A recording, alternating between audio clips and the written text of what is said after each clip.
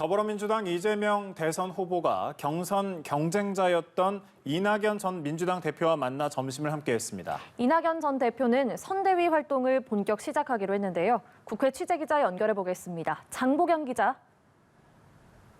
네, 민주당 이재명 후보와 이낙연 전 대표가 오늘 서울 중구 소재 한 식당에서 만나 약 1시간가량 점심을 함께했습니다. 이 회동 이후 두 사람은 민주당의 대선 승리를 위해 함께 뛰기로 했다는 점을 밝혔는데요. 이재명 후보와 이낙연 전 대표는 국가비전과 통합위원회를 만들어 공동위원장을 함께 맡기로 했다고 밝혔습니다. 이 전 대표는 때로는 후보와 당이 다른 얘기를 할 수 있지만 그에 대해서 후보가 수용하겠다는 의사를 밝혔다고 말했고, 이 후보는 이 전 대표의 경륜과 경험을 충분히 말씀하시고 시너지를 낼 수 있도록 최선을 다하겠다고 밝혔습니다. 비전위는 앞으로 코로나 극복, 양극화 완화, 복지국가 등 차기 정부의 어젠다를 발굴할 예정입니다. 이재명 후보는 오찬 이후 대전한 선대위 직능본부 출범식에 참석했습니다. 이 자리에서 내년 대선의 의미를 설명했는데요. 직접 들어보시죠. 누군가의 복수 감정을 충족시키기 위해서 정권을 심판하고 새로운 정권을 만들어내는 복수 혈전의 장이 될 것인가, 아니면 우리 국민들의 더 나은 삶을 만들어내는 희망의 대장정이 될 것인가. 네, 이재명 후보는 저녁에는 열린민주당 당원 토크 콘서트에 참석합니다. 민주당과 열린민주당이 당대당 통합 논의를 진행 중인 가운데 최강욱 대표와의 토크 콘서트에 직접 참석해 힘을 싣는 차원으로 해석됩니다. 민주당은 또 내년 1월 1일부터 15일간 탈당자에 대해 중앙당에서 일괄적으로 복당 신청을 받기로 하면서 이 후보가 언급해온 여권 대통합 방침에 속도를 내기로 했습니다.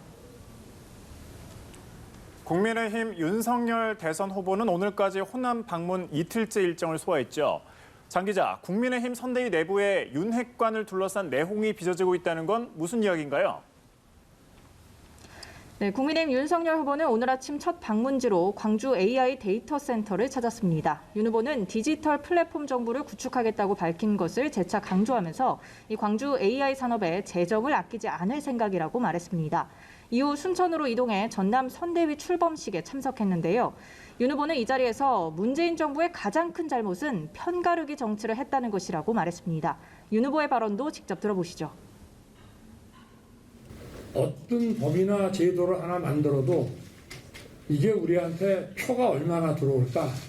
잘 사는 사람과 못 사는 사람을 갈라치고 이렇게 국민들을 쭉쭉 찢어가지고 자기 편리할 대로 이렇게 활용했다는, 그게 가장 큰 잘못이고 죄입니다.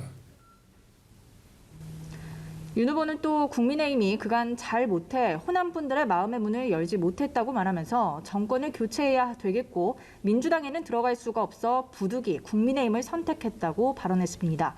김종인 총괄선대위원장은 오늘 중앙선대위 회의를 주재하며 선대위 내부 불협화음에 대한 우려를 전했습니다. 그러면서 종합상황실을 중심으로 의견을 수렴해 후보와 모든 게 결정될 수 있도록 하라고 말했는데요. 이른바 윤핵관 논란에 대한 우려가 반영된 것으로 보입니다.